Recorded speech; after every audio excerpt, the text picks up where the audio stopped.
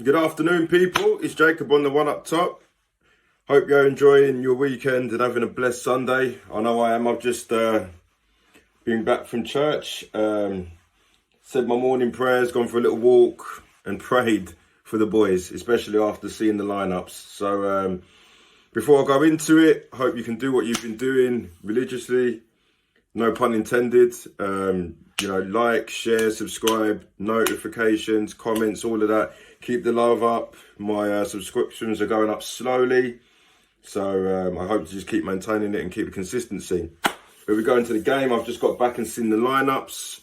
I'll move to Chelsea first.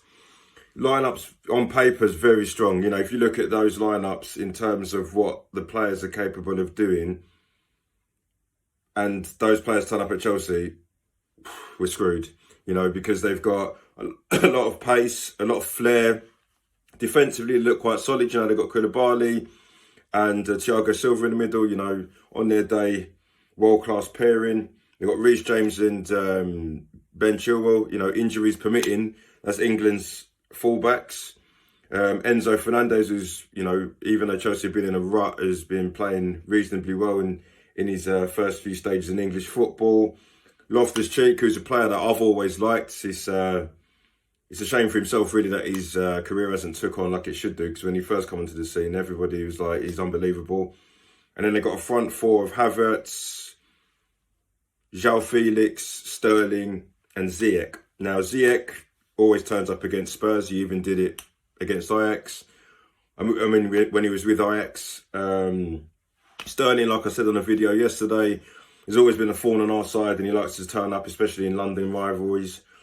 João Felix, who's a player, again, who's impressed. Not consistent, he hasn't scored that many goals, but he has impressed. And Kai Havertz is just one of those players that he's a stubborn player. He'll turn up. So for me, it's like, it's make or break for Chelsea. And that's why I generally think that we won't win the game. I hope I'm proved wrong, but I just think that, you know, with everything that was going on with Graham Potter and the death threats, that can bring some sort of cohesion between the squad, and, you know, it builds character among players. Are you going to do this for your boss? Do you know what I mean? If that was me and it was my boss, I'm ready for any game anyway. Everybody that plays me in football knows, but it's like if you've got to play for something like that, even more so. So, yeah, I'm not feeling too confident. I've looked at our lineups. The good thing is that it's the lineup that I wanted. It's unchanged from last year. The last game against West Ham. Hopefully they build on something confident. But, you know, if we're not up for the fight and we don't engage in these players and we allow the flair players to just do their little 1-2s in and around our defence and midfield, this could be the game that changes Chelsea's season. However, I believe that if we score first and score early and get the fans going, it could be a problem. But I look at Chelsea's team, and I think at some point it's going to turn around. And Graham Potter's made so many changes, so he probably doesn't know his best 11. But I'm looking at that and I'm thinking that probably is your best 11. So if he can't get anything out of that, then Chelsea might as well get rid of him, because it's not going to change. So I'll stick with my prediction. Like I said, it's not me being negative. It's not me being Spursy. It's just, I'll just go with my chest and my head. And I don't think it gets any worse for Chelsea. I don't think Chelsea are going to end the season competing with Aston Villa for places. I think they're going to want to push for at least a top 4 place, if not maintain status in Europe, in Europa League places, if it has to be. They've got important games coming up with Leeds and Chelsea and Dortmund coming up, just like we have with Sheffield United and AC Milan. So both teams will want to win it. You know, in a London derby, form goes out the window. It doesn't really matter what Chelsea are doing. I think a lot of Tottenham fans have been blinded by the fact that Chelsea have been that bad. But like I highlighted yesterday, when it comes to big games, when it comes to derby games, form goes out the window. It literally goes out the window. And normally in games against Chelsea, whether they're good or bad, we hand it to them. There's not been too many games where we've won, so that's probably where I don't get my confidence from. But we'll see. You know, kick off in about, I can't even see the time, it's about half hour or so. Hope we do well. Hope Stellini gets it right, and you know, if Stellini does get it right, we win the game. Conte might as well leave him to it. You know what I mean? If you want to go to Juventus and disappear and go and do your thing, feel free, because this guy's getting results. But we'll see what happens. I hope you enjoy the game, guys.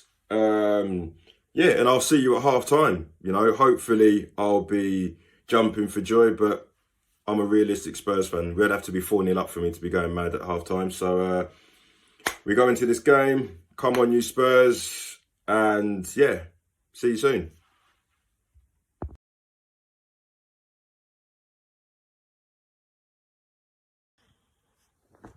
Yes, people, it's half time. It's Tottenham 0, Chelsea 0. Now you can tell by the settings I'm not anywhere that you've probably seen me before. It's because I'm in my bed and I was dozing off. That's how boring the game was until we got to the latter stages of this fixture. But if I'm going to talk about the football, you know, I know real chances from both sides. Chelsea's closest was Sterling trying to bend it in towards the top corner. Good save from Forster. And Højbjerg hits the post. Both teams won't be happy with their performances, but they'll be happy that they're not losing. One thing I'm not happy about is the referee, like Stuart Atwell. Like, I've always said it about this guy, man. This guy is a dunce. Like, how has he not done anything with Thiago Silva? Like, Thiago Silva literally goes to elbow Romero in the head, and he's just like, yeah, don't worry about it. And then with Hakim Ziyech, he actually sends him off and then goes to watch the video afterwards. Like, aren't you supposed to do it the other way around, mate? Like, it's a shambles. Do you know what I mean? Like, with Hakim Ziyech, you'd probably, you know, you wouldn't want your player being sent off, but at the same time, isn't it violent conduct? Then you go to slap him around the face. Like, I've seen people been sent off for that ilk. You know, what are you trying to do? You're trying to hit someone in the face, okay? So if that's the case, then going forward, every player should have, you know, they can slap someone in the face and get a booking then, if you're going to keep it consistent. Terrible refereeing. And like I keep saying, I don't blame the technology. I blame the idiots that use it. Like, there's 4 of you in a room and there's 1 of you on the grass. And between the 2 of you, or between the 5 of you, sorry, you couldn't figure out whether it was a red or a yellow, because you as the referees decided it's a red.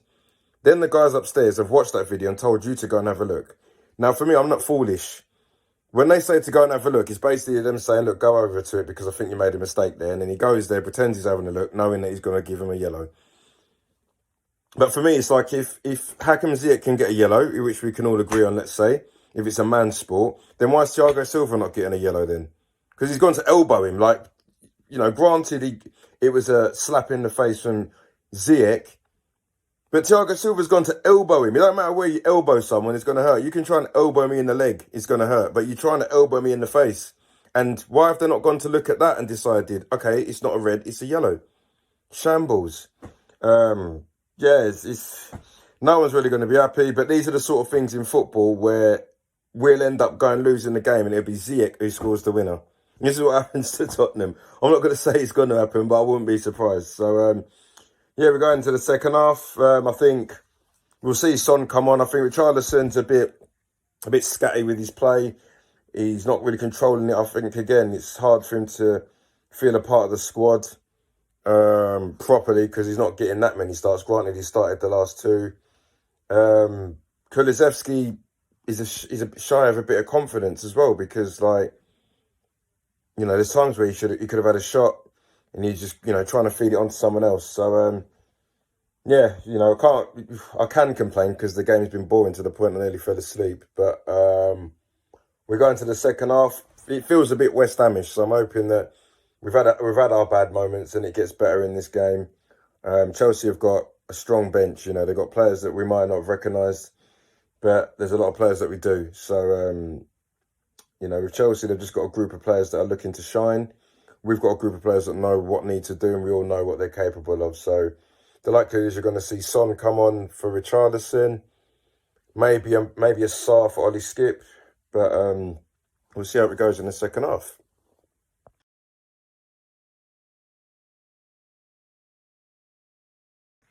Yes, people.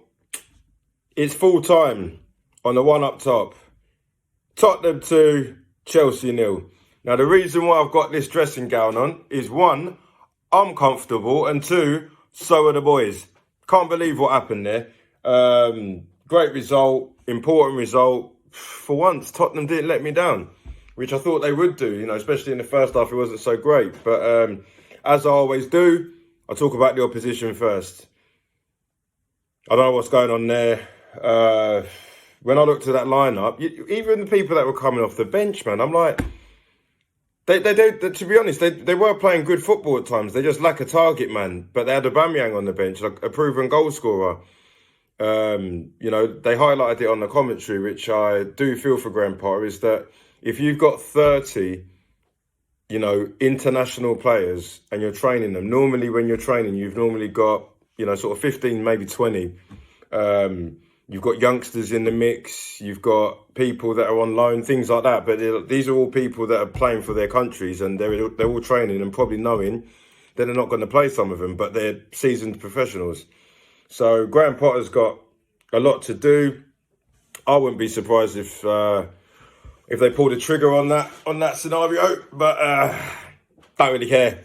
Let them pull it. I hope they keep him in longer, because from a human side, I think coaches need to be given a lot more time like they did back in the day. You see again what's happening with Arteta.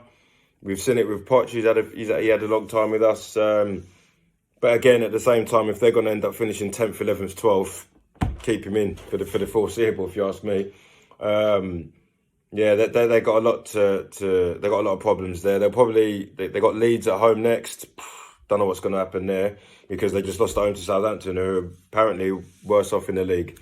So Chelsea have got a lot to answer for in terms of our boys. I'm going to shout out a few players. First player I'm going to shout out is who I was calling to be started, not for his goals, not for his assists, but just for his presence and his hard work and the way he's just a rat, isn't he? In Richarlison, when he's on your team, you love him. When he's in the opposition, you couldn't stand him. I remember him at Everton, couldn't stand the guy. Watford, couldn't stand the guy. Tottenham, I understand why Watford and Everton fans love him now. Didn't really threaten and goal, but I think he made us a more steady unit, because I think he works harder than Son.